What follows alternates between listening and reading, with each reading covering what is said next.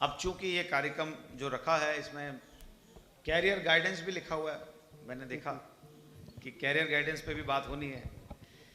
तो career guidance क्या है, अभी अंदर बात हो रही थी, बहुत सारी बातें हुई। आप लोग क्या समझते हो कैरियर गाइडेंस से? मैं एक आध बच्चे से सुनना चाहूंगा बस, अगर किसी के पास माइक हो, कि कैरियर गाइडेंस में क्या बोला जाए, मैं आपसे क्या बातें करूं।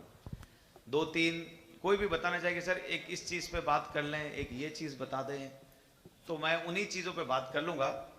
और बहुत बेसिक सी चीज है कि जब आपको ऐसे मौके मिले तो शर्माना नहीं चाहिए। हाँ जी, बताओ क्या नाम है आपका? सर, मेरा नाम कृष्ण कुमार सिंह। सर, मेरा ये क्वेश्चन है कि ये जो हमारी जो एज है, जैसे टीनेजर्स हैं हम लोग, तो इसमें सबसे ज़्यादा प्रॉब्लम ये है कि ये एज ही हमारी प्रॉब्लम है। तो सही बात है। तो इसमें ये समझ में नहीं आता कि हमें पता होता है कि अंदर से कि ये चीज़ गलत है, हम्म। और घर वाले भी कहते हैं कि भाई ये बेटा गलत है, ये चीज़ इसे मत कर। सही बात है। लेकिन जब घर वाले नहीं होंगे, जब तो वो चीज़ अकेले में तो खुद कर सकता है ना इंसान। बिल्कुल कर सकता है। तो मैं यही पूछ रहा हूँ कि हमारी अंतरात्मा इतनी ताकतवर कैसे होगी कि वो जो गलत जो चीजें हैं, सारी बुरी जो चीजें हैं, उन पे हावी हो जाए एक टाइप से। बहुत बढ़िया, बहुत अच्छा क्वेश्चन पूछा इसने। I mean it's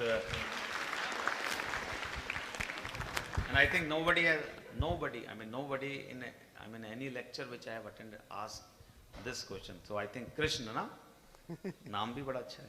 very good, बहुत बहुत बधाई हो, अच्छा प्रश्न आपने पूछा। So let us speak on this and इसी के अराउंड में बात कर लेंगे। बैठ जाओ। देखो, आपने बहुत अच्छी बात बोली कि ये प्रॉब्लम जो है ये है, अंतरात्मा की आवाज़ सुनने की कोशिश भी करते हैं, लेकिन उसके बाद भी एज की प्रॉब्लम है, ये एज ही ऐसी होती है, ये सब चीज़ें सही है।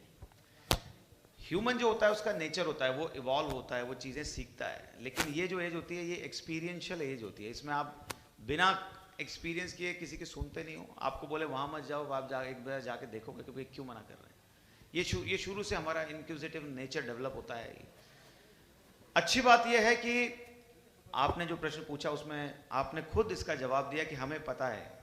अपन एग्जाम्पल इसी से ले लेते हैं, कोई बहुत दूर नहीं है, मोबाइल फोन है ना। मान लेते हैं ये वो एक चीज है जो आवश्यक बुराई बन गई है, अब बहुत आवश्यक बुराई। मतलब ये इतनी आवश्यक बुराई बन गई है कि आप सबसे इंपॉर्टेंट चीज क्या होती है, लेट अस से आज अगर आपको कोई बोले कि आकाश में कोई ऐसा सेलेस्टियल इवेंट होने वाला है जो मतलब पिछली कितनी भी सदी निकल गई उनमें नहीं हुआ है और आगे भी नहीं होगा, तो वो जैसे इवेंट होगा मुझे पूरा यकीन है कि हर व्यक्ति उसका फोटो खींच रहा होगा या वीडियो बना रहा होगा। नहीं, लेकिन वो इवेंट का जो एक्सपीरियंस है वो नहीं ले रहे होंगे। एक्सपीरियंस लेना खत्म कर दिया हमने उस चीज में, क्योंकि मोबाइल फोन है, बाद में देख लेंगे। तो इसलिए मोबाइल फोन में इतने सारे फिर ऐप आ गए, वो ऐप हमारे टाइम को बचाने के लिए थे, लेकिन अब यूथ है, एक्सुबरेंस है, गेम है, बहुत सारी चीजें, यूट्यूब है, वीडियो है, मूवी है, हम उसमें टाइम पास करने लग गए और फिर कंट्रोल नहीं रहता है। सोशल मीडिया आ गया, Instagram, Facebook, Telegram, lot of things, और ऐसे में कहीं ना कहीं डिस्ट्रैक्शन होता है। आज आपने देखा होगा मोबाइल पे सर भी लगे हुए थे, मोबाइल के बारे में बात कर रहे हैं। मोबाइल की यूटिलिटी तो है, इसमें कोई शक नहीं, लेकिन मैंने कहा ये आवश्यक बुराई बन गई है। तो लाइफ में ऐसी चीजें जब मिलती हैं, जैसे ये है, आपके पेरेंट्स भी समझा रहे हैं आपको, पर आपकी अंतरात्मा ने अगर ये तो पहचान लिया कि ये एक बुराई है, तो मुझे लगता है आधी समस्या तो हल हो गई। अगर आपने ये चीज पहचान ली कि मेरे को या तो इस चीज की लत लग गई है, या फिर मैं जानबूझ के इस चीज को कर रहा हूं जो मुझे नहीं करनी चाहिए, या मुझे कोई समझा रहा है ये मत करो और ये चीज मेरे खुद के लिए अच्छी नहीं है, कुछ भी हो सकता है। आप लोग सब कहीं कोचिंग जाते हो, हेलमेट लगाने के लिए कहा जाता है, आपको पता है लगाना है पर आपने नहीं लगाना है। आपको पता है कल एग्जाम है तो 2-3 दिन पहले से पढ़ने बैठ जाओ, पर कोई दोस्त आ गया या फोन आ गया या इंस्टाग्राम पे फोटो डालना है, कुछ भी हो सकता है, बहुत सारी चीजें हो सकती हैं। हमें पता है तो मुझे लगता है आधी समस्या हल हो गई है। अब दूसरी बात यह है कि फिर करें क्या ऐसी चीजों का, क्योंकि अल्टीमेटली डिस्ट्रैक्शन होता है। इस लाइफ में वन डायरेक्शनल हम मूव कर रहे हैं, अपना लाइफ बनानी है, कैरियर बनाना है, ये सबसे प्रोडक्टिव टाइम है 11th एंड 12th करने वो जंक्चर होता है जहाँ कई बच्चे चूज कर लेते हैं कैरियर। किसी को एनडीए में जाना है तो 12th से ही करना है, किसी को आईआईटी करनी है तो 12th से ही करनी है। किसी को डॉक्टर इंजीनियर बनना है तो 12th से डिसाइड करना है। इसलिए इस एज में, इस टाइम में डिस्ट्रैक्शन नहीं होनी चाहिए, ये बहुत ज़रूरी है। लाइफ में कुछ बन जाओ उसके बाद आपने हर चीज़ को अपने हिसाब से आप कंट्रोल करके ले सकते हो, लेकिन इस टाइम में बिल्कुल नहीं होना है। तो कोई ऐसा फैक्टर होना चाहिए जो आपको मोटिवेट करे, ताकि आप जब कभी किसी दूसरी चीज़ की तरफ अट्रैक्ट हो जो आपको लगता है मुझे नहीं करनी चाहिए, तो आप सोचो कि यार इस चीज़ में और इस चीज़ में मेरे को इसके लिए तैयारी करनी है। मान लो लेटर से मोबाइल फोन्स का उपयोग कम करना है, उस पर वीडियो देखने की कोई वायरल वीडियो होगा, रोज आता रहता है, ठीक है, और उसको देख के समय बर्बाद और पता नहीं लगता है, घंटों निकल जाते हैं। तो ऐसे में आपको ध्यान रखना है कि अब ये 12th लाइफ में वापस नहीं आएगी, ये एग्ज़ाम भी वापस नहीं आएगा, ये पेपर जो आप देने वाले हो ये भी वापस नहीं आएगा। अनटिल अनलेस आप फेल हो जाओ तो आ सकता है, अदरवाइज ये वापस नहीं आएगा, ये टाइम वापस नहीं आएगा। जब आप खुद से ऐसे बात करोगे तो आपको लगेगा, देखो किसी भी चीज़ में गिल्टी फीलिंग नहीं होना चाहिए। जैसे मान लो अगर समय बर्बाद भी कर दिया तो कभी भी खुद को क्रिटिसाइज मत करना, ये मत सोचना कि मैंने बहुत गलत कर लिया, मैं क्राइम कर रहा हूँ या ऐसा कर रहा हूँ। खुद को पॉजिटिव चीज़ों की तरफ डालो। ह्यूमन ब्रेन जो होता है ना, वो इस तरह से इवॉल्व हुआ है कि वो नेगेटिव लॉजिक को समझता नहीं है, और वो नहीं समझता इसलिए। फॉर एन एग्जाम्पल मैं आपको बोलूँ कि प्लेन में नहीं बैठना चाहिए, मैं आपको बोल रहा हूँ एरोप्लेन में नहीं बैठना चाहिए, तो आपके दिमाग में ये आएगा कि एरोप्लेन होता क्या है, इसमें बैठ के देखा जाए, ये लॉजिक है। अगर आपने एक्सप्लेन कर लिया, आपने एक्सपीरियंस कर लिया, तो हो सकता है आप उसको कॉम्प्रिहेंड कर पाओ। अदरवाइज ह्यूमन ब्रेन कैसे समझता है, प्लेन में बैठ के यात्रा करना चाहिए, तो आप तुरंत समझोगे कि प्लेन में बैठते हैं तो उसके 10 फायदे हैं। पर मैं आपको बोलूं कि हेलमेट लगा के स्कूटर पे जाना चाहिए, तो ये आप समझ रहे हो, हेलमेट का उपयोग करना चाहिए ये भी समझ रहे हो। पर मैं आपको अगर बोलूं कि बिना हेलमेट के मत निकलो, तो इस चीज़ में आप नहीं मानोगे। क्यों? क्योंकि ये एक हमारी उसमें एक अलग जोश है, हवा में बाल उड़ते हैं जब आप जाते हो, सब देखते हैं, चश्मा लगते हैं, वो दिखता है। तो देखो हम अपने हिसाब से चीज़ें चूज करते हैं, पॉजिटिव चीज़ चूज करो, कोई भी एक ऐसी पॉजिटिव चीज़। जैसे मैं जब पढ़ता था तो मुझे याद है मैं स्वामी विवेकानंद को काफ़ी पढ़ता था।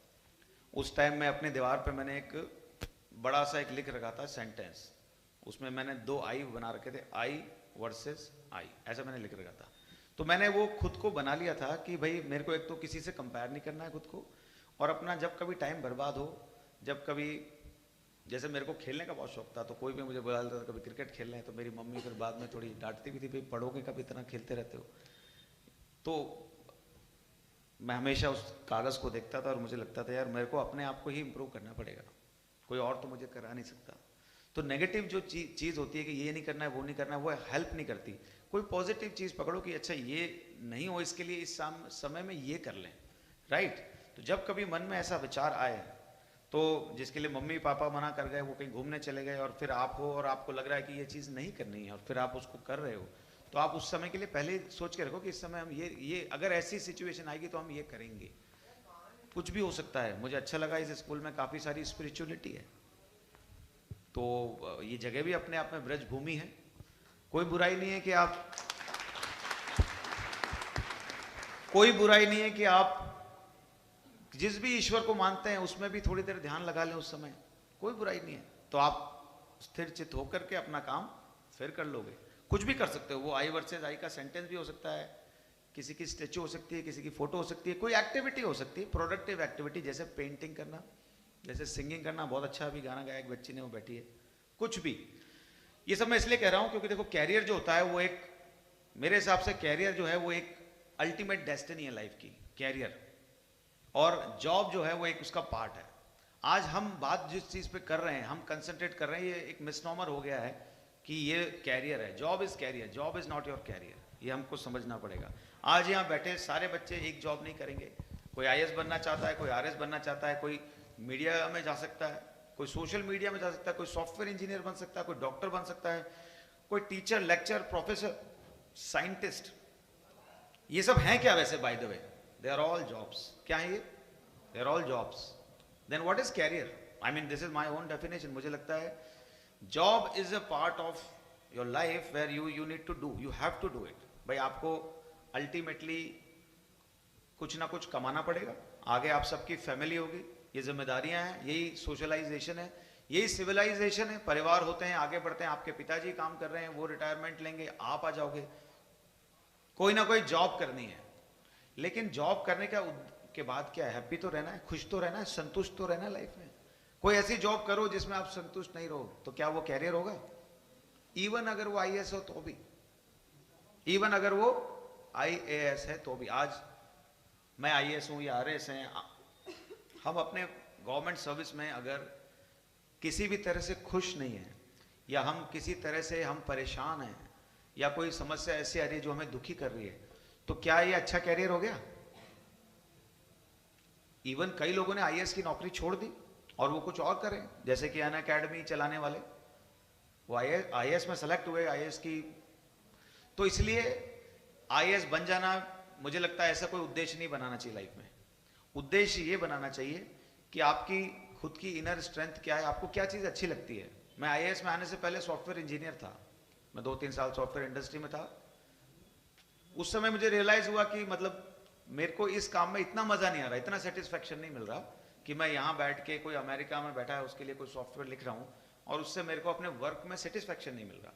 एंड ऑफ कोर्स मैं जिस सोसाइटी से, बैकग्राउंड से आता हूँ, बांसवाड़ा, वो एक ऐसी जगह है, काफ़ी आपने नाम अगर नहीं सुना हो तो, साउथ राजस्थान का एक डिस्ट्रिक्ट है, नेचुरली बहुत ब्यूटीफुल है। एंड ऑफ कोर्स वैसे पिछड़ा हुआ एरिया है, सरकारी स्कूल है, वहाँ से मैं पढ़ा। तो मैंने कभी नहीं सोचा था कि मैं आईएएस बनूंगा, लेकिन लाइफ की जर्नी होती है, वो आपको सिखाती है। ओनली पॉइंट इज कि आप पॉजिटिव चीज़ों के लिए रिसेप्टिव रहो, सकारात्मक चीज़ों को ग्रहण करो और नकारात्मक चीज़ों को हटाते जाओ। तो जब आपने सॉफ्टवेयर इंजीनियर मैं बना, तो मुझे वहाँ कई एनजीओज में जाने का मौका मिला। एनजीओ कई एक्टिविटी करते रहते हैं, बाय द वे भरतपुर में भी छोटे छोटे ग्रुपों में, मुझे बड़ा अच्छा लगा। कुछ बच्चे वो खुद करते हैं, कोई कई साफ सफाई कर रहा है, कोई जानवरों का ध्यान रख रहा है। तो जब उनके साथ कनेक्ट हुए तो लगा इस काम में बड़ा मजा आता है। तो किसी ने गाइड किया कि आप सिविल सर्विस की तैयारी करो, इसमें तो आपको बहुत मौके मिलेंगे। And that's how I became an IAS officer. तो आप लोग भी अपने कैरियर के लिए कोई अच्छी जॉब जो आपको करनी है, कोई जॉब बुरी नहीं होती है। आप एक टीचर की जॉब से एक आईएएस की जॉब को कंपेयर नहीं कर सकते। एक टीचर जो जॉब कर रहा है, मुझे लगता है वो सबसे इंपॉर्टेंट जॉब है, क्योंकि वो खुद वहीं खड़ा है, आपको तैयार कर रहा है, आप कहीं और पहुंचोगे। ह्यूमन डेवलपमेंट जो होता है, यू नो, मानव सभ्यता भी विकसित उन्हीं लोगों से हो रही है जो आप में से बड़े होंगे, कोई साइंटिस्ट बन जाएगा, कोई नई चीज खोजेगा। उसको बना रहे हैं टीचर, उसको बना रहे हैं प्रोफेसर, लेक्चरर।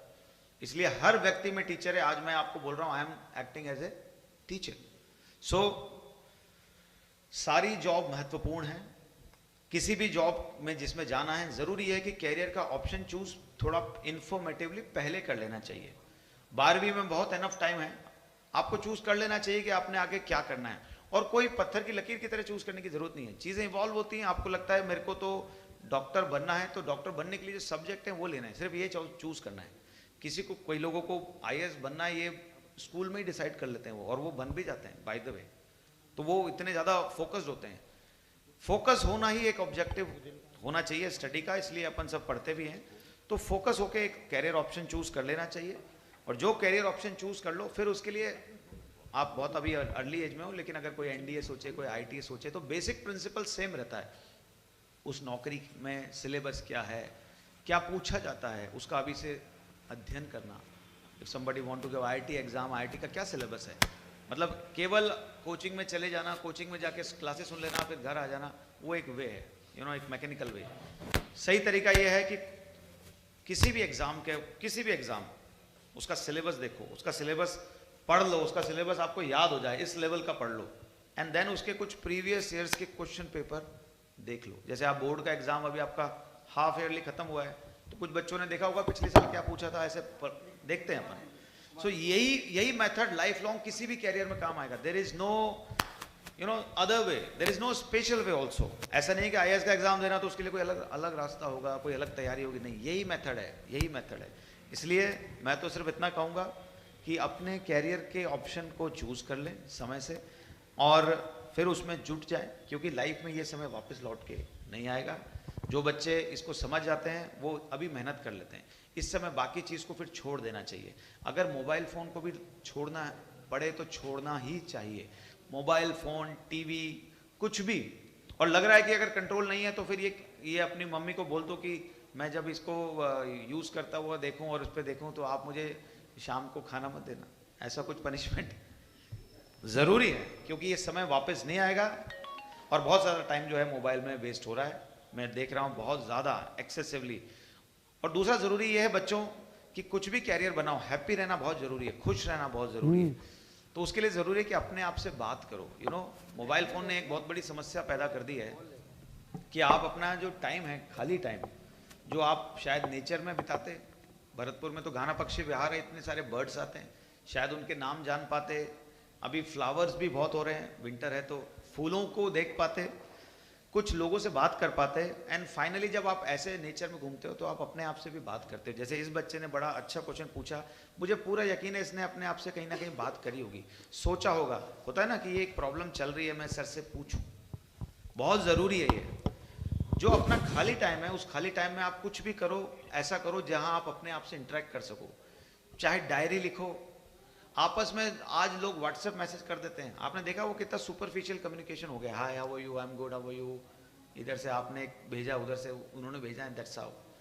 एक समय था, आप लोगों ने तो नहीं लिखा पर आपने लिखा होगा, लेटर्स लिखते थे, मुझे आज भी याद है, मेरा भाई एयरफोर्स में था और मैं इंजीनियरिंग कर रहा था, तो मैंने उसको एक लेटर लिखा था, उसका एयरफोर्स में सिलेक्शन हुआ था, तो मुझे वो लेटर आज भी याद है, क्योंकि उसको लिखने में मैंने बड़ा सोचना पड़ा। भाई सोचते हो ना, आप किसी के बारे में सोचते हो, मान लो आप दोनों दोस्त हो, आपके यहाँ स्लैम बुक भरते होगे ना आप लोग, स्लैम बुक वो टाइप का, उस समय आप देखो सोचते हो, आप सब आपके दोस्त हैं, आपको पता ही नहीं उनकी क्या विशेषताएं, क्या खासियत है, यही तो ह्यूमन एक्सपीरियंस है।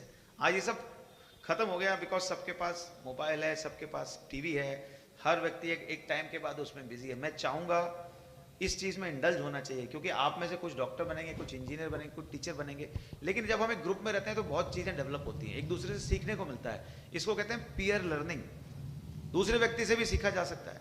मैं ये सारी बातें इसलिए बोल रहा हूँ क्योंकि कैरियर वैरियर ये सब, साइकिल होती है ना, साइकिल या ट्रक होता है, उसमें कैरियर कहाँ होता है, आगे होता है या पीछे होता है? पीछे होता है।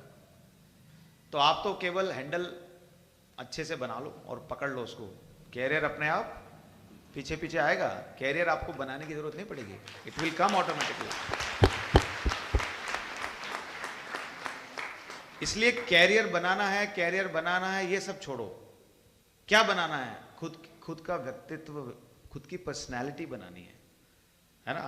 जो भी बातें हो रही है लाइफ में, आपको इतनी शिक्षा दी जा रही है, इतने संस्कार दिए जा रहे हैं, इसका उद्देश्य क्या है? बड़े होकर एक अच्छे इंसान बने, एक अच्छे इंसान बने, अपने घर वालों के लिए उपयोगी हूं, अपनी सोसाइटी के लिए उपयोगी हूं, अपने देश के लिए कुछ अच्छा काम करें, यही है। और अल्टीमेटली हैप्पी रहें, लाइफ में खुश रहें, वही अच्छा कैरियर है। इसलिए किसी बच्चे के अगर, जैसे यहाँ काफी बच्चे होंगे, कितने बच्चे जिनके 90% आए, 90 है ना, वो हाथ खड़ा करेंगे, थोड़ा हाथ अच्छा खड़ा करो, 90 तो बहुत होते हैं, ऑलमोस्ट 30% हो गए, ज़्यादा 35 हो गए। अच्छा नीचे करो, कितने ऐसे बच्चे हैं जिनके 60% या उससे कम है, 60 या उससे कम, 70 या उससे कम, 70% या उससे कम, एक, बस एक ही बच्चे। कितने हैं जिनके 80% या उससे कम है, 80, बाकी बच्चे कहाँ हैं फिर? तो देखो ये आप सबका एक सोशल एक्सपेरिमेंट किया था मैंने, क्या लर्निंग है इससे? लर्निंग ये है कि भाई अगर, अच्छा कितने बच्चे जिनके 95 से ऊपर है, देखो फटाफट हाथ खड़े होते हैं, because it's a token, it's identity card, यहाँ लगा के you can roam around, you can show, Prestige feel होती है, अच्छा लगता है। लेकिन जिन बच्चों के 60 भी आए, वो बुरे मानने वाली बात नहीं है, बिल्कुल नहीं है। लेकिन इसका मतलब ये नहीं है कि भाई पढ़ना नहीं है। हाँ ये है कि आपको जितना समझ में आया, आप देखो, आपको सिर्फ एक चीज का ध्यान रखना है, परसेंटेज तो बने ना बने, लेकिन कोशिश में कमी नहीं होनी चाहिए। ये नहीं लगना चाहिए कि यार कोशिश नहीं करी, मतलब पढ़ सकते थे, कल मैथ्स का पेपर था, लेकिन किसी दोस्त का बर्थडे भी था जो कि इंजीनियरिंग कॉलेज में है, पड़ोसी है, आप वहाँ चले गए, 2-4 घंटे बिगड़ गए, फिर लौट के आए, फिर आपने जैसे तैसे एग्जाम दिया और फिर सोचा अरे यार अच्छे से दे देता। कोशिश में कमी मत रखो, परसेंटेज से कुछ फर्क नहीं पड़ता। हाँ कुछ फर्क नहीं पड़ता का मतलब यह है कि आपके ऊपर फर्क नहीं पड़ना चाहिए, परसेंटेज एक कट ऑफ है जो बनती है, बाद में वो लाइफ में आपको कई सर्विसेज में आपको, जैसे कि आप गेट का एग्जाम दोगे, इंजीनियर बनोगे जब, तो आपका पब्लिक सेक्टर कंपनी में केवल परसेंटेज से सिलेक्शन होता है। जब आप आईआईएम का एंट्रेंस दोगे, आईआईटी का एंट्रेंस दोगे, वहाँ सब जगह मैटर करता है। लेकिन यहाँ स्कूल्स में मैटर इसलिए नहीं करेगा क्योंकि आपकी अगर मेहनत सही है, मेहनत में कमी नहीं है, तो आप वहाँ भी निकाल लोगे। आज इतने, जब हम आईएएस बन के जाते हैं, मैं वहाँ का एक्सपीरियंस बता रहा हूँ आईएएस एकेडमी का, तो वहाँ ऐसे भी लोग आते हैं जो लंदन स्कूल ऑफ इकोनॉमिक्स से पढ़े हैं, ठीक है। ऐसे भी बच्चे हैं जिन्होंने ग्रेजुएशन हार्वर्ड से करी, कई कॉन्वेंट स्कूल से पढ़े, और हमारे जैसे बच्चे भी आते हैं जो बांसवाड़ा के गवर्नमेंट स्कूल से पढ़ के गए। दे ऑल इक्वल, 180 लोग भारत के। अच्छा, तो मेरे कितने परसेंटेज बने थे? मेरे परसेंटेज थे 79.89 एग्जैक्टली। मुझे अच्छे से याद है क्योंकि मेरा एक नंबर कम रह गया था, 80%, और मैं बड़ा दुखी हुआ था क्योंकि 80% नहीं बने। पर प्रतिशत जो मेरे क्लास का टॉपर था उसके 87% बने थे। उस समय मुझे भी लगा था क्योंकि उसको मिठाई खिला रहे थे लोग सब, और मुझे कोई पूछ ही नहीं रहा था। लेकिन अपने अंदर कोई ना कोई स्किल डेवलप करनी चाहिए लाइफ में। इसमें ये एग्जाम भी एक स्किल है। एग्जाम देना, पास होना, परसेंटेज लाना is a one skill. Maybe somebody can sing very well, तो परसेंटेज कम भी है, इस स्किल में मास्टरी करो।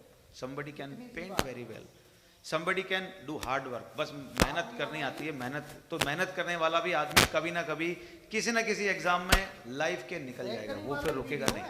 इसलिए केवल परसेंटेज जो है उसकी चिंता नहीं करें। और मैं ये चाहूंगा कि जब यहाँ से आप लोग जाओ तो इन विचारों को कहीं लिखो, नोट करो, ध्यान रखो इसको लाइफ में, ये बहुत जरूरी है। हम सोसाइटी अच्छे परसेंटेज को, अच्छे लोगों को आईएएस अच्छे बन जाओ, इनको ये सब इंसेंटिव देती है ताकि आप लोग मोटिवेटेड हो। ये आप लोगों को, जैसे किसी का 99.9 आएंगे तो वो यहाँ खड़े होकर सम्मानित होगा कि नहीं होगा? तो इसका उद्देश्य ये नहीं कि आपके 60 आए इसलिए आपको नहीं कर रहे हैं, पर आपको लगे मेरे 60 आए इसलिए मेरे को नहीं बुलाया, नहीं, ताकि बाकी लोग 99.9 लाए, उसके लिए मोटिवेट कैसे करें आप?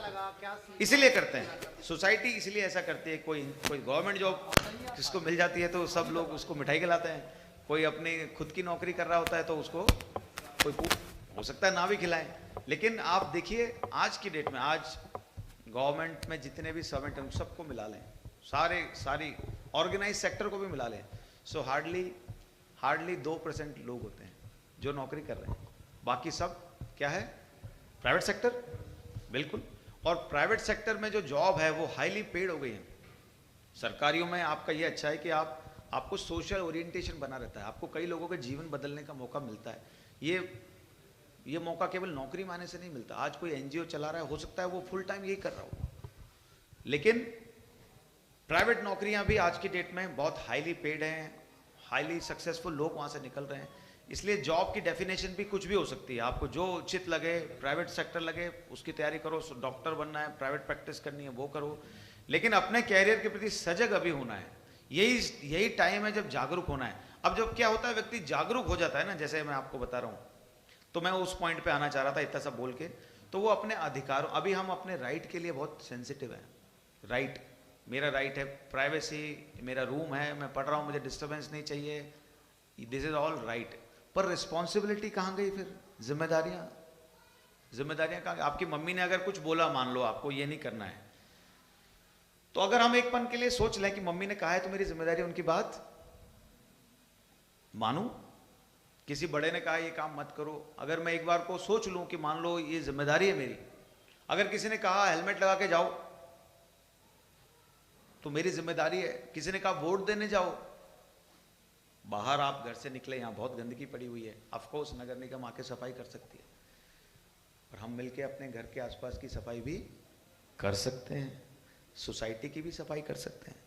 तो जो जिम्मेदारियां हैं उस डोमेन में युवा को जाना चाहिए, यूथ को, आपको जाना चाहिए, क्योंकि अल्टीमेटली अधिकार जो है वो आप वैसे भी पूरे करोगे, लेकिन जिम्मेदारियां जो है ना, सबसे पहले जिम्मेदारी होनी चाहिए हेलमेट के बिना किसी भी 2 व्हीलर पे नहीं निकलना है, सीट बेल्ट के बिना किसी भी 4 व्हीलर पे नहीं निकलना है। आज चूंकि आप ये ऐसा नहीं कर रहे हो तो आप जैसे बच्चों को देख के कई और लोग भी नहीं कर रहे। भाई आप लोग कोचिंग्स में जाते हो, मैं रोज देखता हूं, पर ये जिम्मेदारी आपकी।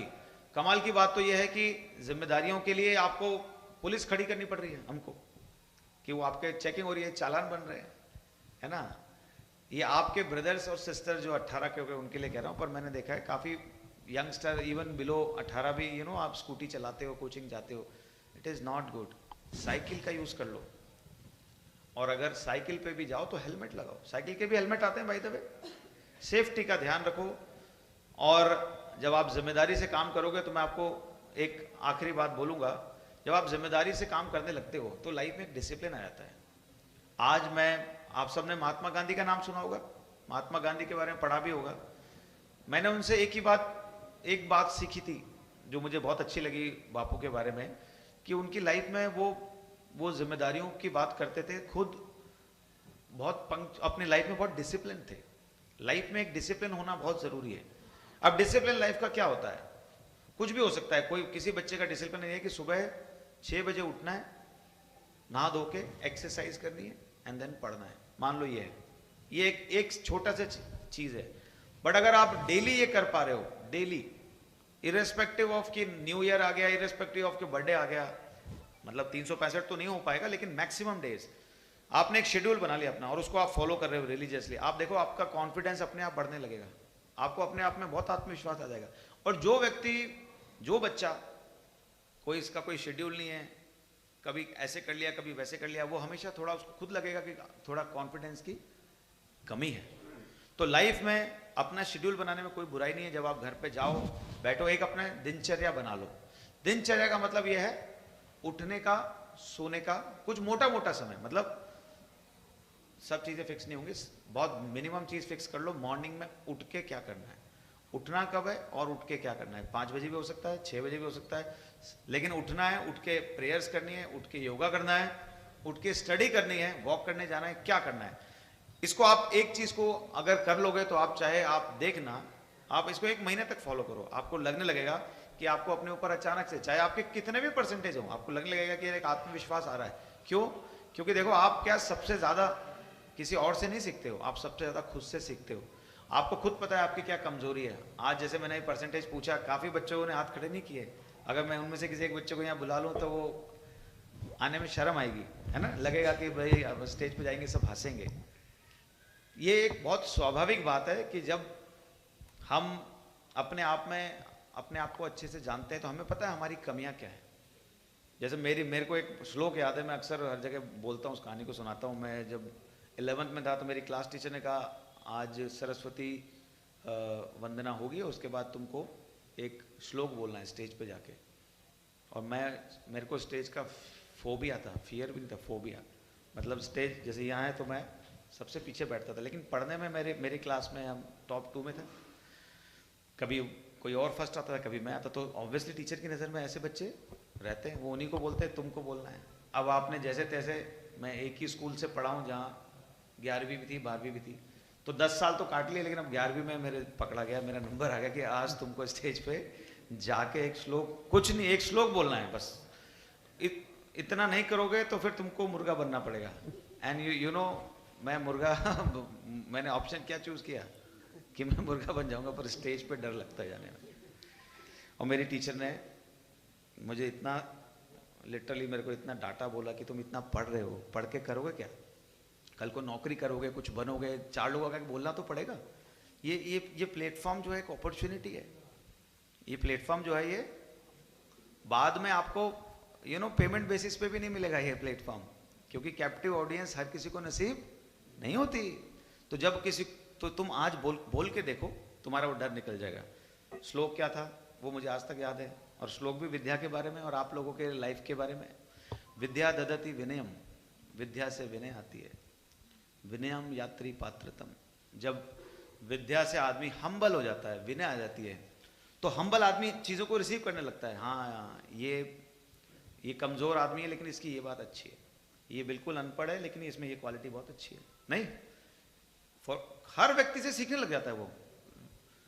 विनय आती है तो पात्रता आती है, और जब पात्रता आती है यानी एलिजिबिलिटी आती है, क्वालिफिकेशन आती है। पात्रतम धनम अपनोति, यानी पात्रता से ऑब्वियसली जॉब लगती होगी, कुछ होता होगा और आप पैसे कमाने लग जाते हो। और धनार धर्मम तथम सुखम, धन से व्यक्ति फिर अपने सारे धर्मों की पूर्ति करता है, पुत्र धर्म, पिता धर्म, समाज का धर्म, और धनार धर्मम, धर्म पूरी करके तथम सुखम, सारे सुख की प्राप्ति अल्टीमेटली। तो विद्या से किस तरह सुख की तरफ पहुंच रहे हो, ये उसका एक श्लोक था, मैंने उस दिन बोला था। और मैं तो एक वो 11th क्लास है, वो मेरे टीचर हैं, इसलिए मैंने कहा टीचर सबसे इंपॉर्टेंट है। अगर वो टीचर का परसिवियरेंस नहीं होता तो मैं मुर्गा बन के और फिर कोई और बोल देता। तो इसलिए कैरियर सब बन जाएगा, लाइफ में सब चीजें हो जाएंगी, कोई उसकी चिंता नहीं करनी है, सिर्फ फोकस लूज नहीं करना है। जो चीज आपको हार्म कर रही है, वो कुछ भी हो सकता है, इंडिविजुअली हो सकता है, कोई आपको लत लग गई वो हो सकती है, ध्यान रखो कि वो ये नहीं करना, ये नहीं करना, ये आपका दिमाग अंडरस्टैंड नहीं करेगा। ये करना है इसकी जगह वो अंडरस्टैंड कर लेगा। यानी ये नहीं करना है कि छोड़ो। जैसे आज मैं फूडी हूँ, मुझे खाने का बहुत शौक है, मैं कंट्रोल कर रहा हूँ, तो मैं कैसे करूँ? तो ये खाना नहीं छोड़ना है, एक्सरसाइज करनी है, ऐसे है, इस तरह से समझा रहा हूँ कि भाई ठीक है, आ गया तो खाना ही पड़ेगा, लेकिन खाना नहीं खाना है तो फिर खाना तो खाना पड़ेगा, एक्सरसाइज करनी है। इसी तरह से तुमने जो पूछा, ये नहीं करना है, उस पर नहीं मत चलो, इसकी जगह ये करना है। ये जब टाइम आएगा, ये विंडो मिलेगी, उस समय खाली होंगे या कुछ भी होंगे, तो ये नहीं करना है, बल्कि ये चीज करनी है, कुछ भी हो सकता है। तो मुझे लगता है इन्हीं शब्दों के साथ में मैं अपना तो संवाद करूंगा समाप्त। मुझे उम्मीद है आप लोगों को अगर कुछ पूछना है, अगर कुछ रह गया है तो 1-2 मिनट में बात कर लेंगे। हाँ बच्चों, माइक दे दो।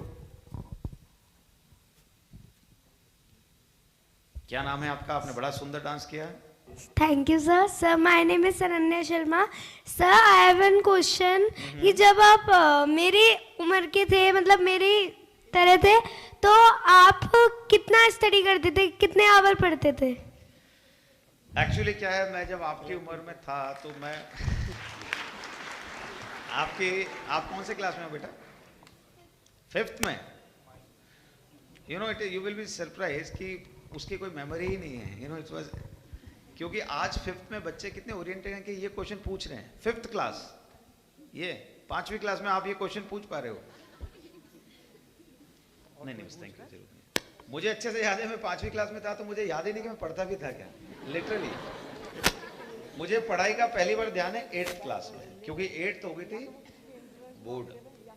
वो फर्स्ट ईयर था जब 8th का एग्जाम हो गया था बोर्ड, और बोर्ड का सुन के लगता था आप फेल हो जाएंगे, तो इसलिए पढ़ना है।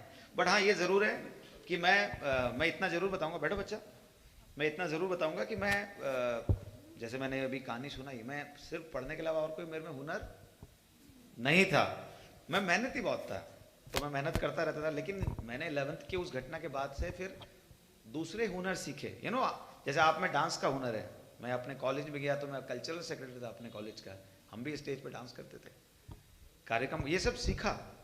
तो आप अगर पढ़ने का पूछो तो पढ़ने के घंटे का कोई स्केल नहीं होता। मतलब किसी व्यक्ति की कंसंट्रेशन हो सकती है, वो 1 घंटा पढ़े और आउटपुट दे दे, ऐसे भी आपके बच्चे होंगे, और किसी बच्चे को 10 घंटे भी पढ़ सकता है। तो अपन अपने को कभी भी घंटे में मेजर नहीं करें। अपन ये देखें कि आप अगर अभी मान लो 2 घंटे 4 घंटे कितना ही पढ़ते हो, लेकिन वो पढ़ के आपको वो सब्जेक्ट समझ में आ रहा है और आप एग्जाम में आपके टीचर पूछ रहे हैं, आप परफॉर्म कर पा रहे हो, इतनी ही पढ़ाई करनी है। और बाकी समय में आप जो कर रहे हो, जैसे डांस बहुत अच्छा करते हो, कोई और हुनर हो, उसको मत छोड़ो, ठीक है? तो इसलिए पढ़ने का 5वीं क्लास में तो कुछ भी नहीं था। मैं तो आईएएस का भी बता दूं कि जब आईएएस की भी तैयारी करी तो ठीक है, लोग पूछते हैं यही क्वेश्चन कि आप आईएएस की तैयारी करते थे तो कितने घंटे पढ़ते थे। इसमें कोई डाउट नहीं कि जब एग्जाम आता है आईएएस की तैयारी करते हो तो बहुत पढ़ना पड़ता है, इसमें कोई डाउट नहीं। और बहुत का एक्सट्रीम लिमिट ये हो जाती है कि आप आपका ये जो टेबल दिख रही है, इस टेबल का एक स्क्वायर बना लो इसी डायमेंशन का। इतना बड़ा रूम, ये जो टेबल है ना, इसकी आपको लेंथ दिख रही है, इस लेंथ का एक स्क्वायर बना लो। उसमें एक टेबल है, उसमें एक बेड है, एंड आपकी बुक्स हैं। एंड आप हिल तभी रहे हो तब कोई नेचुरल कॉल आ रही है, भूख लग रही है, आपको वॉशरूम जाना है, अदरवाइज आप पढ़ ही रहे हो। ऐसा भी टाइम आता है एग्जाम के लिए, 17 घंटे 18 घंटे 20 घंटे भी हो जाता है, लेकिन वो बिकॉज एग्जाम आपने देना है। लेकिन ऐसे रोज हर कोई नहीं पढ़ता। बाय द वे, आईएएस की भी तैयारी में रोज 18 घंटे, मतलब मैं अपना तो बता सकता हूँ कि आईएएस की तैयारी में भी इतना रोज नहीं पढ़ना पड़ता। जरूरत यह है कि जितना पढ़ो उसमें फोकस होना जरूरी है।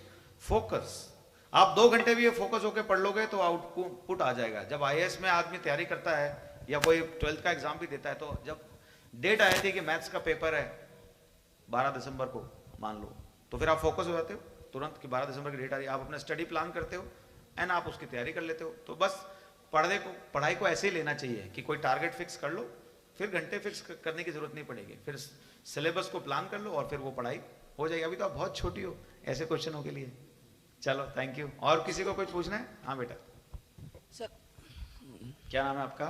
सर हर्ष शर्मा नाम है। हर्ष। हाँ हर्ष बताओ। सर मेरे को ये पूछना है कि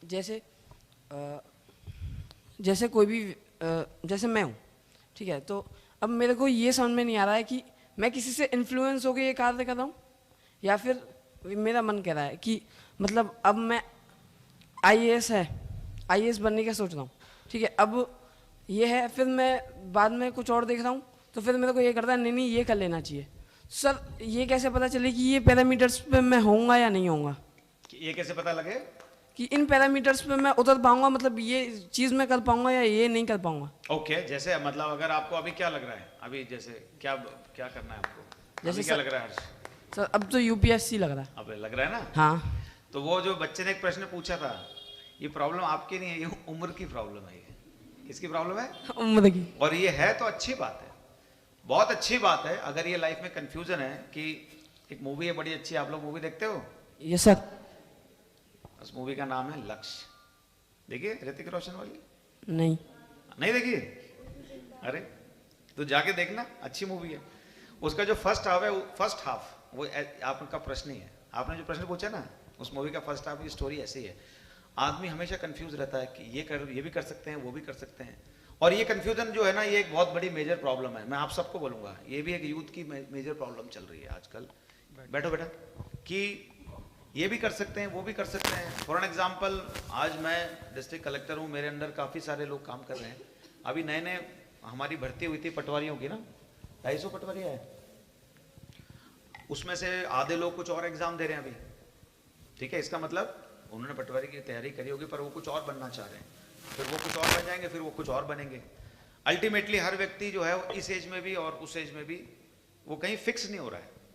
मैं ये कहूंगा कि कोई बात नहीं, अभी ये कंफ्यूजन है because you are too young. अभी आप शायद 11th क्लास में हो गए, 12th में हो, तो यू आर टू यंग। पर 12th क्लास में आपने मोटा मोटा अभी डिसाइड करना है। अगर इतना कंफ्यूजन है तो आपको स्ट्रीम डिसाइड करनी है। बिकॉज आप अगर भरतपुर से आगरा जाने वाली बस में बैठ गए और आपको जाना कहाँ है? जयपुर। तो आप जयपुर, तो अगर आपने मान लो मोटा मोटा लगता है कि डॉक्टर बनना चाहिए, तो फिर आपको सब्जेक्ट जो लेने बस वो चूज कर लो। लाइफ अपने आप आपको डिसाइड करवा देगी।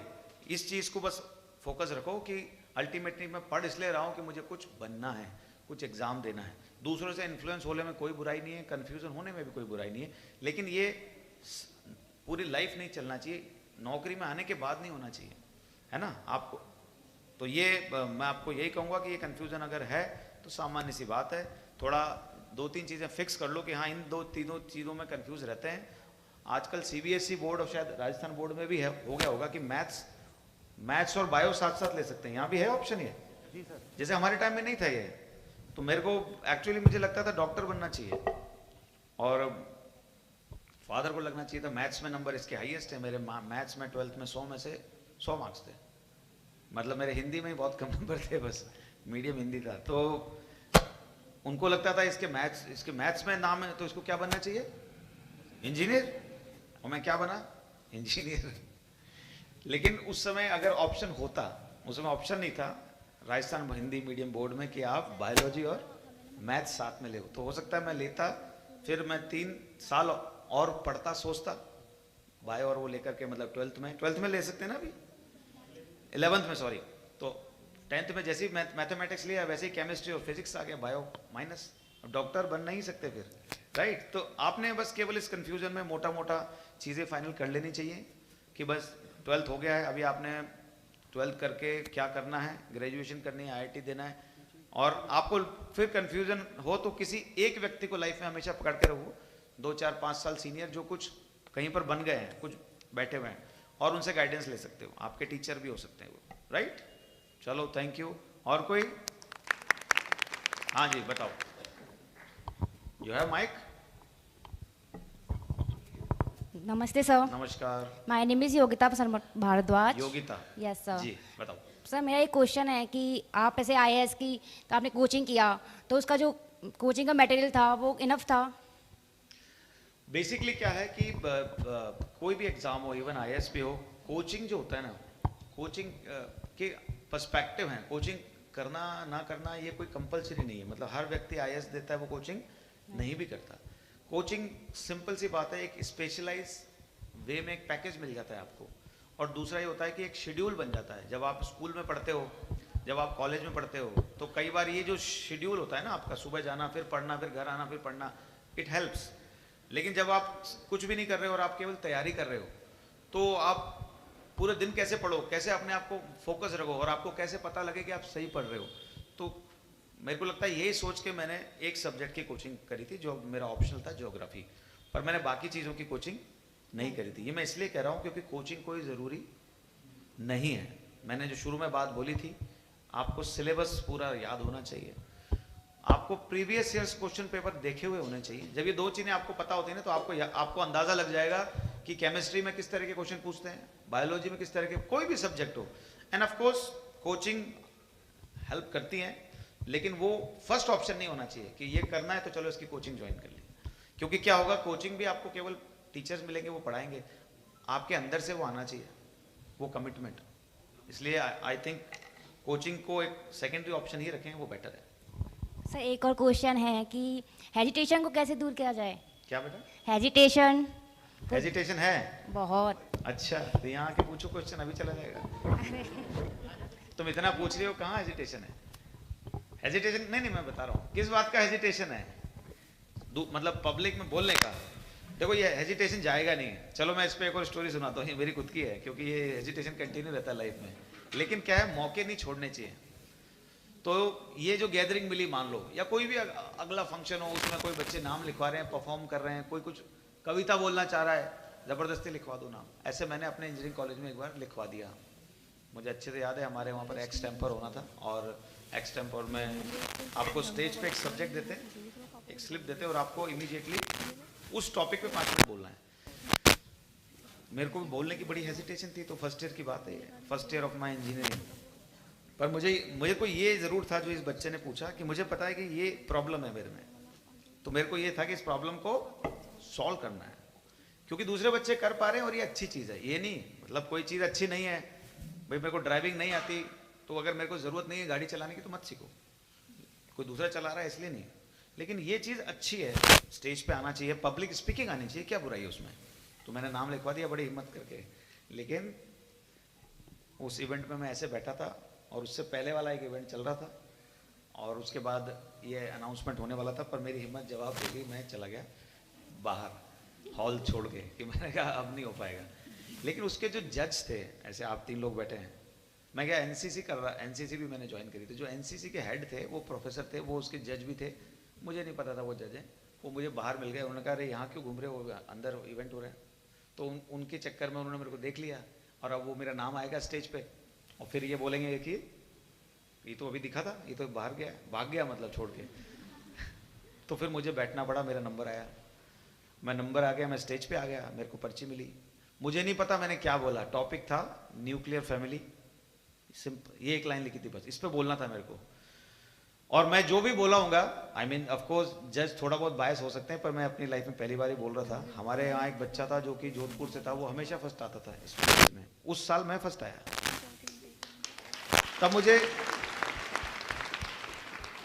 मुझे रियलाइज हुआ कि मेरे अंदर ये बहुत अच्छी स्किल थी कि मैं पब्लिक में, पर हमेशा मेरी शंका और मेरे को अपने ऊपर ही विश्वास नहीं था। लेकिन जब मैंने एक बार पब्लिक में जाके बोला, मुझे लगा इसका मतलब मैं बोलने में, तो ये शंका जिसके मन में भी हो वो चीज़ कर लेनी चाहिए। कोई बात नहीं, थोड़ा लोग हंसेंगे, कुछ भी होगा, it does not matter, it helps you.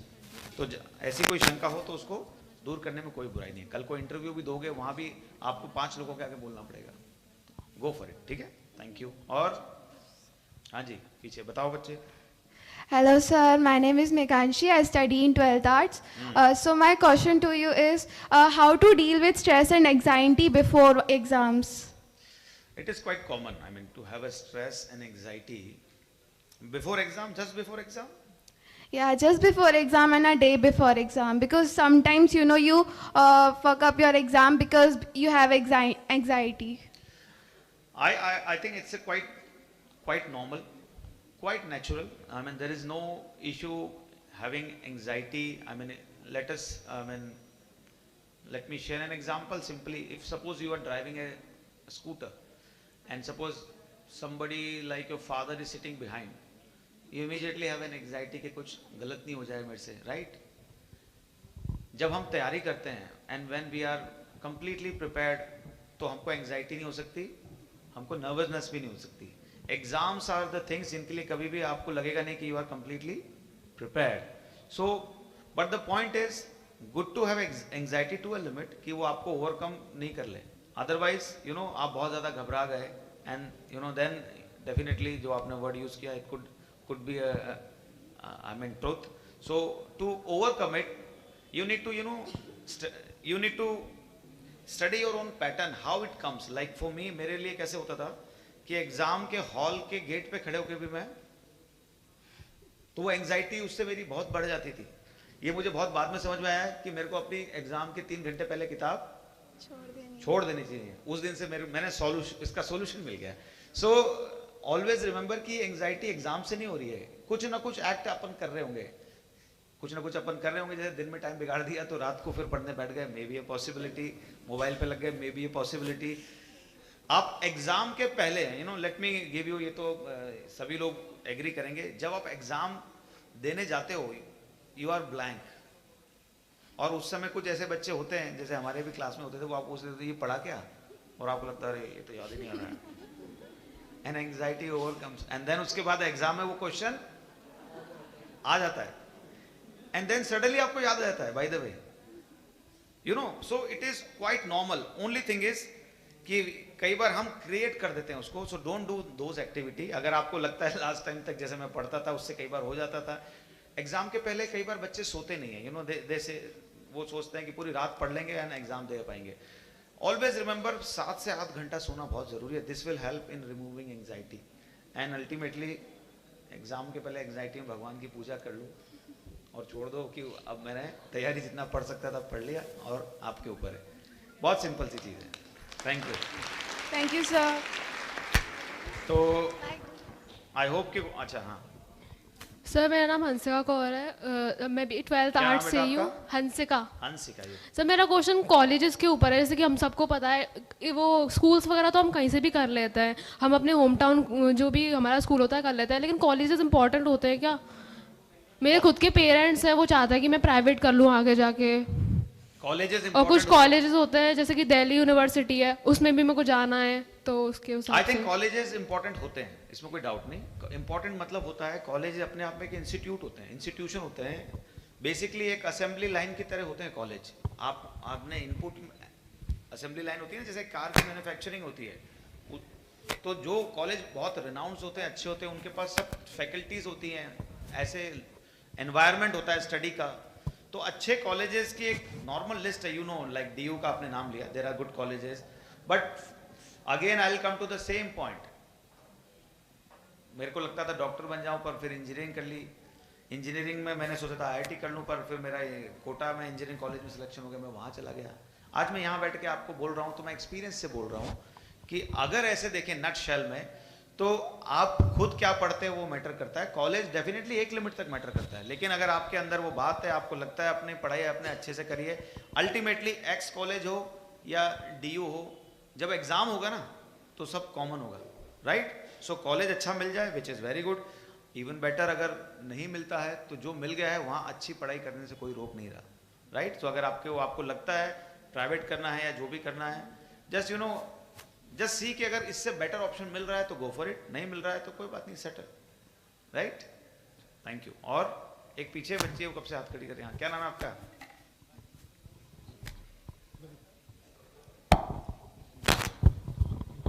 नमस्ते सर. नमस्कार. मेरा नाम नुपुर शर्मा है. सर जैसे कि सर हम 11th 12th में डिसाइड कर लेते हैं कि आगे चल के बनना क्या है, पर जैसे जैसे हमारी लाइफ रन करती जाती है तो बहुत सारे लोग इन्वॉल्व होते हैं हमारी लाइफ में, कुछ पॉजिटिव होते हैं कुछ नेगेटिव होते हैं।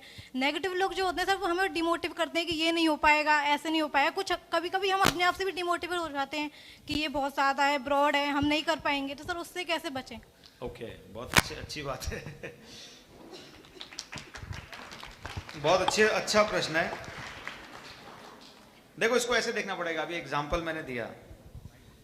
देखो नेगेटिव लोग नहीं होते, देखो नेगेटिव लोग नहीं होते, नेगेटिव हमारी सोच हो जाती है। मैं कहता हूं वो जो नेगेटिव लोग सो कॉल्ड जो भी basically they are a incentive, वो आपके लिए एक इंसेंटिव, वो चाह रहे हैं कि आप और अच्छा करो, वो इसलिए आपकी टांग खींच रहे हैं। मैं अपना एग्जांपल देता हूं, मैं IAS का एग्जाम दे रहा था, सॉफ्टवेयर कंपनी से मैंने इस्तीफा दे दिया और पहले अटेम्प्ट में मेरा सिलेक्शन नहीं हुआ। तो अब वो बाकी तो 2 सॉफ्टवेयर के ही हैं, तो उनमें से एक की शादी में मैं गया तो वहाँ लोगों ने बड़ा मजाक उड़ाया। होता है ना, दोस्त लोग मजाक तो उड़ाते ही हैं, और कुछ दोस्त नहीं होते, कुछ वैसे होते हैं आपके कॉलेज में जिनसे आपकी ज़्यादा दोस्ती नहीं होती, वो आपकी टांग ज़्यादा खींचते हैं कि अच्छा बन गए कलेक्टर, बड़ा नौकरी दे के। तो पर मैंने उसको नेगेटिव नहीं लिया, मेरे को लगा यार ये मुझे एक्चुअली ये बंदा मोटिवेट कर रहा है कि अब तो ये करना ही है, पिछली बार जो किया था उससे दुगनी मेहनत करनी है। तो जो आपके लाइफ में लोग इन्वॉल्व हो रहे हैं उनको आप कंट्रोल नहीं कर सकते, इसलिए ये जो चीज़ें आपको स्कूल में सिखाई जाती होंगी, कभी मेडिटेशन करो, कभी काम रहो, कोई एक्टिविटी करो, फिजिकल एक्सरसाइज करो, नेगेटिविटी को ये सब चीज़ें कम करती हैं। हमको नेगेटिविटी को रिसीव नहीं करना है। किसी व्यक्ति ने कोई नेगेटिव बात बोली, तुमसे होगा नहीं, तुम तो पढ़ते नहीं हो, तुम ये वो, और कई बार ऐसा फैमिली में भी होता है, रिलेटिव्स में भी हो जाता है, उसका बच्चा इतना अच्छा कर रहा है, तुम देखो अपने आप को। उसको अपनी लिमिट में रहते हुए पॉजिटिवली लेना है, तो फिर आपको नेगेटिव फील नहीं होगा। आप ऐसे लोगों से दूर रहने का सब कोशिश करते हैं, दूर रहो, दैट इज गुड, लेकिन उनकी बातों को एक पॉजिटिव वे में चैनलाइज करने से कोई आपको नहीं रोक रहा। तो जब वो कोई ऐसी बात बोले कि भाई तुमसे तो होगा नहीं, तुम फालतू की बात कर रहे हो, तो फिर सोचो मन में कि यार ये चीज करके दिखानी पड़ेगी, ठीक है, तो नेगेटिविटी कम हो जाएगी। सर एक और क्वेश्चन है सर मेरा, सर जैसे कि हम कुछ बनना चाहते हैं, हम उसके लिए प्रयास भी बहुत करते हैं, पर किसी कंडीशन की वजह से हम नहीं बन पाते हैं। तो सर उस टाइम पे, उस कंडीशन पे अपने माइंड को कैसे स्टेबल करें कि शांति कैसे मिले? मुझे लगता है APJ अब्दुल कलाम की एक बुक है विंग्स ऑफ फायर, उसको पढ़ना चाहिए। फिर बहुत ज़्यादा बड़ी किताब नहीं है, बहुत छोटी सी है। APJ अब्दुल कलाम अपनी लाइफ में शुरू से बहुत ओरिएंटेड आदमी थे, जो भारत के राष्ट्रपति बने, एक महान व्यक्तित्व जिसको कह सकते हैं ना, जिनको अपन ने रिसेंटली देखा है अपनी आंखों के आगे। आप लोगों ने भी देखा होगा अपनी टीवी पे, मुझे भी एक बार मौका मिला उनसे मिलने का। वो अपनी लाइफ में बनना क्या चाहते थे? पायलट, और सारे एग्जाम दे के तैयारी करके क्लियर करके, और मेडिकल में रिजेक्शन हो गया। मेडिकल भी होता है ना, आर्मी में जाते हो तो मतलब आपके अंदर कोई ऐसी चीज है जो आप बन ही नहीं सकते अब, यू नो, सब कुछ करने के बाद भी। लेटर से आपकी आई साइट कमजोर है या आप कलर ब्लाइंड हो। वो बड़ी अच्छी उन्होंने घटना लिखी है कि वो उससे कितना डिप्रेस हुए। मुझे लगता है 1-2 दिन चीजें बुरी लगनी चाहिए, उनको भी लगी होंगी, लेकिन फिर लाइफ में एक ओरिएंटेशन नहीं खोया उन्होंने, और वो मुझे लगता है शायद पायलट बन के जो बनते उससे 100 गुना बेहतर काम उन्होंने करके दिखाया। तो लाइफ में इसको समझने का ये तरीका है कि कई बार अपन चाहते हैं वो हर चीज हो, ये संभव नहीं है, लेकिन लाइफ में कोई ऐसा भी गोल नहीं बना लेना कि भाई ये ही होगा और ये नहीं तो कुछ भी नहीं।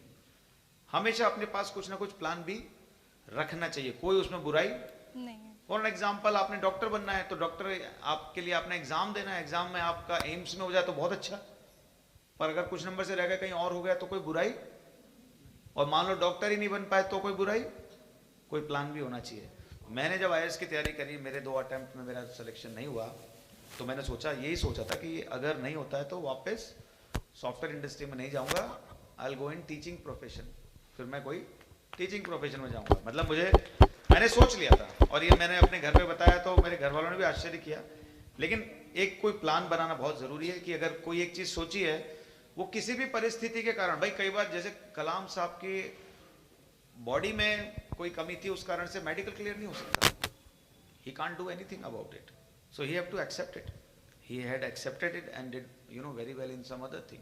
So in the same manner I would request all of you to एक ऐसे महान आत्मा की जीवनी को पढ़ना चाहिए, और दूसरा ये है कि मन का हो तो अच्छा और ना हो तो और भी अच्छा, ऐसा भी किसी ने कहा है। तो ठीक है, अगर होता है मेहनत करी तो ठीक है, नहीं होता है तो एक दो दिन बुरा लगता है, उसको बुरा लगे उसमें भी कोई बुरा नहीं है, लगना चाहिए, मेहनत करी थी कोई बात नहीं एक आध, लेकिन उसके बाद उसको ओवरकम करके कोई दूसरा प्लान जरूर होना चाहिए कि ये नहीं हुआ तो ये करना है, फिर मुझे लगता है कोई दिक्कत नहीं है। राइट? Yes. चलो, thank you. Thank you sir. मैं इधर बैठ जाता हूँ, यहाँ बैठ के कर लूँगा।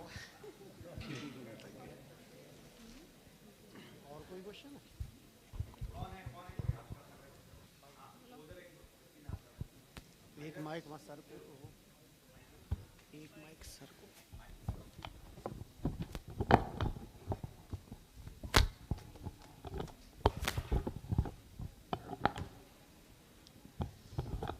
Hello. Sir, I'm Unnati Gupta. Sir, I have a question for you. If there was one thing you could change about civil services, what would it be? I mean, as of now, तो I would say that one thing which I could change, I mean, it's not about civil services. Maybe it is about, how we perceive these services. How we perceive means that, civil services are meant to serve people, and, everybody is doing. But I would say that there are more people to, come and join. As of now, I would say, there is, population is keep on rising and there are very less people who are joining civil services. Yes, sir. So if, I am allowed to, I mean, change something on that, I would say that, I would have, motivated more people, to prepare, to go for it. And maybe if, some number of vacancy could have increased, that would have been the thing where, many people can join. There are many, posts, even in Bharatpur, we are sitting, there are posts which are lying vacant, and we are, Yes, sir. nobody is on these posts. So I would have done that probably, to recruit more people. Sure, sir. Thank you. Thank you, sir. और कोई? Anything else? Wind up करें? हाँ जी. जी. Sir ups and downs are equal aspects of life, तो आपको अपनी preparation या स्टूडेंट लाइफ के दौरान कितनी डाउन्स को फेस करना पड़ा हो, and how did you manage to deal with them? देखो, अप्स जो होते हैं वो आराम से मैनेज होते हैं, उनको मैनेज करने की ज़रूरत, मैनेज क्या करना होता है? डाउन, और डाउन बहुत ज़्यादा फेस करने होते हैं और उसको करना चाहिए। मुझे लगता है अगर प्रिपरेशन की बात करें या किसी भी चीज़ की बात करें तो मैंने भी काफ़ी फेस किए हैं। और मेरे को अगर मैं कहूँ कोई एग्ज़ाम आपने सिविल सर्विस का अगर कभी आप दें, राइट, तो सिविल सर्विस का एग्ज़ाम आप तब दें जब आपने इंजीनियरिंग कर ली, इंजीनियरिंग से आप प्लेसमेंट में एक मल्टीनेशनल में काम कर रहे हो, आपको किसी ने एडवाइस नहीं किया, आपको खुद ही सपना आया कि मेरे को सिविल सर्विस का एग्ज़ाम देना है, आपने नौकरी से इस्तीफ़ा दे दिया, घर वाले चिंतित हैं, दुखी हैं कि भाई अच्छी खासी नौकरी छोड़ के अरे कहाँ जा रहे हो, और फिर आप तैयारी कर रहे हो और आपका एग्ज़ाम में नहीं हुआ, और फिर ऐसे दोस्त आपके जिनकी शादी में जाओ आपकी टांग, there are lot of down, and वो एक बार नहीं हुआ, वो 2 बार हुआ। So but it is more important that you believe in yourself. अगर आपको अपने पर विश्वास है, आपको पता है कि हाँ इसमें ये कमी हो गई, आपको हो सकता है ये भी पता नहीं लगे। मुझे ये पता लग गया था कि मैं इस एग्ज़ाम को निकालने के लिए इतनी पढ़ाई, भाई जो लोग बन चुके हैं वो कोई बहुत एक्स्ट्रा ऑर्डिनरी नहीं है, उनके साथ आपने बैठ के कोचिंग में बात करी है, आपके पड़ोसी का हो गया सिलेक्शन, आपका नहीं हुआ, यू नो इट कि you have it in your self, ठीक है, this is a matter of इस साल मेरा नहीं हुआ। तो जब डाउन टाइम आता है तो आपके पास कुछ ना कुछ होना चाहिए लाइफ में, कोई सपोर्ट होना चाहिए, आई वुड से। अब ये सपोर्ट कुछ भी हो सकता है, like for me it was my family, end of course कुछ बुक्स, जैसे मैंने आपको नाम बताया APJ अब्दुल कलाम, स्वामी विवेकानंद, इनको मैं पढ़ता था। During those days you need motivation, during those phases, and आप उस एक शेल में चले जाते हो, आप अपने आप में लिमिटेड रहना चाहते हो। बहुत ज़रूरी है कि हम लाइफ में कोई ना कोई आदर्श रखें, कोई ना कोई एक व्यक्ति, कोई एक पर्सनैलिटी, कोई गॉड, कोई बुक, कोई आइडिया, कोई quotation, it could be anything. ऐसे टाइम में जब आप लाइफ में नीचे जाते हैं, आपको ज़रूरत पड़ती है इन चीज़ों की, तो जब अच्छा टाइम चल रहा है तब उन चीज़ों को तभी अपना लें कि हाँ ये मेरे लाइफ में, ये मेरा उसूल है, ये गोल है। और जब कभी लाइफ में डाउन टाइम आएगा तो फिर आप वो बुक खोलोगे, वो पढ़ोगे, या पूजा भगवान के सामने बैठोगे, या आपके किसी दोस्त से, किसी शख्स से बात करोगे जो जिस पे आप जो आपको उस टाइम पे सपोर्ट देता है, कंफर्ट देता है, जैसे मेरी फैमिली ने मेरे को दिया। तो इसलिए हमेशा ध्यान रखो कि ये आएगा, ये टाइम सब अप एंड डाउन लाइफ के पार्ट हैं। मैंने आज बहुत देखा है कि जो ये यूथ आप सब बैठे हो, उसमें कई बार ऐसे बच्चे हैं जिन्होंने आज मैंने जो परिस्थिति देखी है, हो सकता है मेरा जो किड है वो नहीं देखेगा, वो चैलेंजेस नहीं देखेगा। कई बच्चों ने नहीं फेस किया लाइफ में। अचानक से आप एग्ज़ाम देते हो या आपको कोई इंसिडेंट हो जाता है आपके साथ, अचानक से आप जो है डाउन हो जाते हो। तो डाउन होने के समय आपका बहुत ज़रूरी है कि आप किसी ना किसी चीज़ का सहारा लेने के लिए अभी से तैयार रहें। और अच्छी बात है, आप कोई किसी पर्सन से बात करें, आपके फैमिली, आपके मदर फादर, ये बहुत बड़े एक ऐसे सहारे हैं जिनको आप हमेशा लुक अप टू कर सकते हो। कई बात अपन उनको भी नहीं बता सकते, ऐसा भी होता है। तो ऐसे में आपका खुद पे विश्वास रहे, ये मैं कहूँगा। हालांकि डिफ़िकल्ट मॉडल है, लेकिन अपनी कोई डायरी हो सकती है। You can write those thoughts जो आपके दिमाग में आ रही हैं, आपको लग रहा है ये कमज़ोरी होगी। I use to write a diary, मतलब मुझे याद है मैं 12th से ही लिखता था। और फिर उसको लिखते लिखते ही you find a solution also कि मुझे इस चीज़ से बाहर आना है, यानी ये मुझे ऐसी ये चीज़ परेशान कर रही है, या मेरा सिलेक्शन नहीं हुआ। और मुझे लगता है सबसे बड़ी चीज़ तो वही थी कि 79.83, मतलब एक नंबर आ जाता अगर, तो कम से कम कहने में तो अच्छा लगता है कि 80% है। अभी कितने आप 80 बोल सकते हो, बट एग्जैक्टली मार्कशीट क्या बोल रही है, वहाँ से शुरू हुआ था। मतलब मुझे वो काफ़ी फ्रस्ट्रेटिंग लगा कि आई कुड हैव प्रिपेयर्ड, शायद कहीं एक नंबर तो कहीं भी आ सकता था, प्रैक्टिकल में आया था। तो इसलिए देखो बहुत ज़रूरी है बच्चों कि एक तो दूसरों से बात करो। आपके घर में आजकल हम क्या मोबाइल टीवी इन चीज़ों में इतना है, अपने दोस्तों से ज़रूर बात कर लेंगे पर घर वालों से शेयर नहीं करते। कोई ना कोई ज़रूर होना चाहिए देखो बात करने के लिए। ये भी एक बहुत बड़ा इशू है कि आज ये यंग जो बच्चे हैं, जिसको हम कह सकते हैं मिड लाइफ क्राइसिस में चल रहे हैं। हमारे साथ भी, हम भी इतने बूढ़े नहीं हुए 35-36 साल में, लेकिन बहुत ज़रूरी है बात करना। चाहे खुद से करो थ्रू डायरी या किसी व्यक्ति से करो, बट हैव समबडी, क्योंकि ऐसे फेजेस में हम करते नहीं हैं। और फिर कई बच्चे एक्सट्रीम स्टेप्स उठा लेते हैं, आपने देखा होगा न्यूज़ में आता है, यूथ अच्छे खासे नौकरी कर रहे हैं, कुछ भी कर रहे हैं। So please speak to your parents, please speak to your friends, have a circle where you can share, and if you don't have anybody then please speak to yourself. It is very important, through a diary, through a walk in a garden. जब कभी ऐसा low feel हो, कहीं बैठो, खुद से बात करो, कोई दिक्कत नहीं है। ये सब फेजेज हैं लाइफ के। अगर कोई व्यक्ति माउंट एवरेस्ट पे चढ़ता है तो वो अपना एक सेल्फी डालता है इंस्टाग्राम पे, पर क्या वो माउंट एवरेस्ट पे हेलीकॉप्टर से उतरा था? नहीं। हम जब उसकी लाइफ के बारे में पढ़ते हैं तो पता लगता है कि उसने 3 अटेम्प्ट पहले भी किए थे। एक बार पैर टूट गया था, एक बार कुछ हो गया था। लाइफ में किसी को भी बिना डाउन देखे कुछ नहीं मिलता बड़ा। जैसे आपने एक बहुत बड़ा बास्केटबॉल कौन खेलता है आप में से? माइकल जॉर्डन को कौन जानता है? कुछ लोग जानते हैं माइकल जॉर्डन को। बैन जॉनसन को जानता है कोई? बैन जॉनसन एक लॉन्ग जंपर थे। इनका बड़ा अच्छा स्टेटमेंट है कि ये मैं इसको बड़ा याद करता था, और मैंने इसको अपने दीवार पे भी लिख रखा था जब मैं सिविल की तैयारी करता था। क्योंकि क्या होता है, आपको एग्जाम की तैयारी करो और बाकी लोग सेलेक्ट हो गए तो वो तो आगे बढ़ रहे हैं लाइफ में, आप वहीं के वहीं बैठे हो। उस साल आपने दिया, फिर नहीं हुआ, फिर वहीं हो। तो बैन जॉनसन ने बोला था कि मैं लाइफ में पीछे जा रहा हूँ, पर मैं पीछे इसलिए नहीं जा रहा हूँ लाइफ में, मतलब डाउन जा रहा हूँ इसलिए नहीं जा रहा हूँ कि ये मेरी अंत है, ये हार है, नहीं। I am going back because I am trying for a long jump. So when you go down, definitely there is a physics, there is a elasticity. You definitely bounce. When you go down, you will bounce, you will strike somewhere and then you bounce back. And if you go पीछे, then you jump, you have a long jump. So हमेशा याद रखो, जब नीचे जाओगे तो फिर ऊपर भी आओगे, बस अपने पे भरोसा रखो, इतना सा है, right? Thank you. Thank you very much.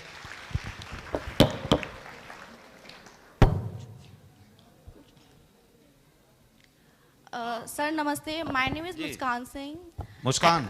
Yes, sir. Ji Muskan. So I want to say that कि कभी-कभी ऐसा होता है कि आपके पेरेंट्स और आप मतलब बच्चों के थिंकिंग सेम नहीं होती है कि मतलब पेरेंट्स कुछ चाहते हैं कि बच्चा कुछ और बने, बट बच्चे के गोल कुछ और होते हैं। तो how to we deal with that कि पेरेंट्स भी सेटिस्फाइड हो जाए और बच्चा भी मतलब अपने गोल को आगे ले जाए? देखो पेरेंट्स और बच्चों की सोच अलग अलग होना क्वाइट नेचुरल, स्वाभाविक है। इसमें इशू क्या है? इसमें इशू ये है कि कोई चीज़ अपनी जिद नहीं होनी चाहिए। देखो पेरेंट्स ने एक लाइफ देख रखी है, राइट? एक लाइफ देख रखी है, वो एक पोजीशन पे हैं, आपको कोई चीज़ बता रहे हैं, आप उस चीज़ को नहीं मान रहे, आप कुछ और पर्सपेक्टिव रखते हो, परंतु उसमें अगर आपका फ़ायदा है, वो आपकी ज़िद नहीं होनी चाहिए, केवल कुछ भी ज़िद नहीं होनी चाहिए। जैसे मैं बताऊं, अगर मैं आपको to be very frank, career ही एक ऐसा ऑप्शन है जिसमें सबसे पहले ये चीज़ आ जाती है कैरियर में। जैसे आपको ये बनना है पर आपने ये करना है, आपको उस कॉलेज में जाना चाहिए पर ये इस कॉलेज में भेज रहे हैं, ये बहुत नॉर्मल चीज़ें हैं। लेकिन ये जो चॉइसेस हैं इनमें अल्टीमेटली ऑब्जेक्टिव क्या है इसका, वो देखना चाहिए। ऑब्जेक्टिव ये है कि आपका भला, पेरेंट्स हमेशा अपने बच्चों का भला चाहते हैं, लेकिन कोई ऐसी चीज़ हो जो आप अपने लिए देख पा रहे हो। यू नो, जब टाइटैनिक जहाज चल रहा था तो टाइटैनिक जहाज को चलाने वाला कौन था? कोई ना कोई जो उसका पूरे जहाज का इंचार्ज होगा, वो ड्राइवर के साथ वहीं खड़ा होता और वो उसको ड्राइव कर रहा था। लेकिन टाइटैनिक के सामने आइसबर्ग आ रहा है, ये देखा किसने? कोई व्यक्ति जो हाइट पे बैठा हुआ था। वो जो देख पा रहा है वो शायद ये नहीं देख पा रहे। कई बार आप अपनी लाइफ के बारे में कुछ परसीव कर पा रहे हो, आपको लग रहा है कि मैं ये कर सकता हूँ, कर सकती हूँ, हो सकता है पेरेंट्स वो चीज़ नहीं देख पा रहे। उसका रीज़न ये है कि ये जो एज होती है, एक एज होती है जब आप रोज़ पेरेंट्स के साथ टाइम बिताते हो, फिर एक एज के बाद वो टाइम कम होने लगता है, फिर आप कई स्किल सीखते हो, कई आप में चीज़ें आ जाती हैं। पेरेंट्स आपको हमेशा उस बच्चे की तरह ही देखते हैं। लेकिन अगर आपको लगता है ये चीज़ सही है और ये आप में करने की काबिलियत है, मैं केवल कैरियर, पढ़ाई और कॉलेजेस के बारे में कह रहा हूँ, तो कोई दिक्कत नहीं है, पेरेंट्स से आप बिल्कुल बात करें। देखो पेरेंट्स क्या चाहते हैं, आपका इमीडिएटली भला, जैसे आपका तुरंत सेफ नौकरी लग जाए। कई बार रिस्की प्रोपोजिशन हमको पसंद आती है, जैसे मेरे को पसंद आई कि नौकरी छोड़ करके सिविल सर्विस का एग्ज़ाम दूँ। ऐसा थोड़ी मेरे पेरेंट्स ने कहा होगा कि दे दो, उन्होंने कहा होगा भाई नौकरी चल रही है, एक चीज़ को क्यों छोड़ रहे हो। लेकिन मेरे को ये लगा कि नहीं, इसको मैं अगर नहीं करूँगा, एटलीस्ट मैं अटेम्प्ट नहीं करूँगा, और फिर मैं लाइफ लॉन्ग ये सोचूंगा कि मैं ये कर सकता था लेकिन मैंने ट्राई नहीं किया। और मुझे ये पता है कि मैंने 2-3 साल नौकरी कर ली है, अगर मेरा कुछ नहीं हुआ तो मैं 2-3 साल की नौकरी से कुछ तो कर सकता हूँ। तो मेरा कोई डिसीजन, मेरी जिद नहीं थी, एक कैलकुलेटिव चीज़ थी कि हाँ भाई मैं अपने लाइफ के साथ कुछ कर लूँगा। ये जिद नहीं बनानी है। बाकी मुझे लगता है पेरेंट्स और आपकी सोच अलग अलग हो, ये कोई बहुत ऐसी चीज़ नहीं है, सब घरों में ये है। केवल और केवल वो आपका भला चाहते हैं जो इमीडिएटली हो, आपकी सेफ्टी चाहते हैं। और कई बार आप कुछ ऐसा सोचते हो जो थोड़ा रिस्की है, जो थोड़ा दूर है, यानी आप तो बैठे हुए हो आइसबर्ग को देख, बाइनोकुलर लगा के आपको दिखाई दे रहा है आइसबर्ग, और वो आपकी शिप में बैठे हैं, वो मैनेजर हैं, वो चला रहे हैं, so they can't see it but you could see it. So ऐसी कोई चीज़ हो उस पर जिद भी कर सकते हैं। अदरवाइज मुझे लगता है पेरेंट्स की बात को समझा बुझा के आपने मान लेना चाहिए, राइट? Thank you sir. और कुछ? हाँ जी बताएं। देखो सारी बच्चियां कितने क्वेश्चन पूछ रही हैं, लड़कों के कोई क्वेश्चन ही नहीं है, all sorted, life sorted. There is no question. Good afternoon ji, good afternoon. It's me Yashika Gupta. मेरा ये क्वेश्चन है कि 11th क्लास में मैं इंटरेस्टेड हूँ कि मैं आर्ट्स लूँ, क्योंकि मुझे मेरा गोल है कि मैं यूपीएससी में जाऊँ, मतलब सिविल सर्विसेज करूँ। बट कुछ लोग कहते हैं कि आर्ट्स में, जो आपने जैसे बोला कि प्लान बी ऑप्शन मतलब मे भी कम हो जाते हैं आर्ट्स स्ट्रीम को लेने के बाद, ठीक बात तो है। फिर मतलब उसे कैसे करें? देखो ऐसा है, जो भी कुछ लोग आपको कह रहे होंगे, ऑफ कोर्स अल्टीमेटली ऑब्जेक्टिव तो ये है कि कोई अच्छी नौकरी करें। आर्ट्स लेकर के आईएएस का एग्जाम भी दे सकते हो, आप प्रोफेसर भी बन सकते हो, राइट? आप लेक्चरर बन सकते हो, प्रोफेसर बन सकते हो। कई मल्टीनेशनल कंपनी है, मतलब आप क्या आर्ट्स में स्पेशलाइजेशन करते हो, लोग आर्ट्स लेके एमएसडब्ल्यू कर लेते हैं, मास मीडिया में चले जाते हैं, राइट? तो आप इस चीज़ को, जो भी लोग हैं, अगर आपके अपने ही हैं तो अपन उनसे चर्चा कर सकते हैं कि देखो प्राइमरी गोल मेरा फिक्स है, सिविल सर्विस देना है। अब क्या हो गया, सिविल सर्विस पहले से बहुत चेंज हो गई है। पहले सिविल सर्विस में ऑप्शनल का वैल्यू होता था, बहुत ज़्यादा था, मार्क्स आते थे तो लोग आर्ट्स ले लेते थे, मतलब आर्ट्स ऑप्शनल चूज कर लेते थे, हिस्ट्री ज्योग्राफी उसी में ग्रेजुएशन करते थे, वही सिविल सर्विस में दे देते थे। Now it has completely change. अब ऑप्शनल केवल एक होता है, ओनली वन ऑप्शनल, और 4 पेपर होते हैं जनरल स्टडी के, 4 पेपर।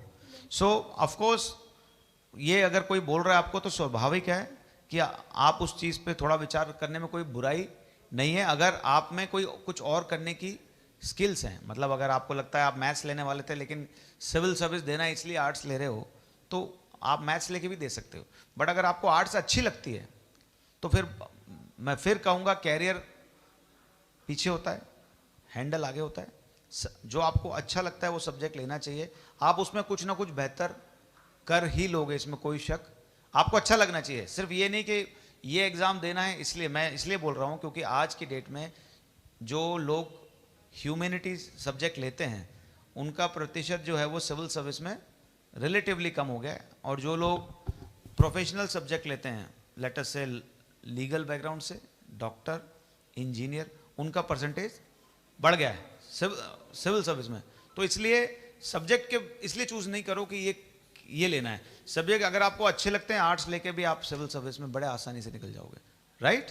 और प्लान भी बहुत है इसमें, आर्ट्स में ऐसा नहीं कि लिमिटेड हो जाते हैं, बहुत अच्छे ऑप्शंस हैं। ओनली थिंग इज कि आर्ट्स में इतने अच्छे ऑप्शन है कि आपको कोई रोक थोड़ी रहा कि आप आर्ट्स में बीए करके किसी और सब्जेक्ट में वापस ले सकते हो। कॉमर्स, इकोनॉमिक्स, कई चीज़ें, फिर आप स्पेशलाइजेशन भी कर सकते हो, राइट। चलो, thank you. Thank you sir.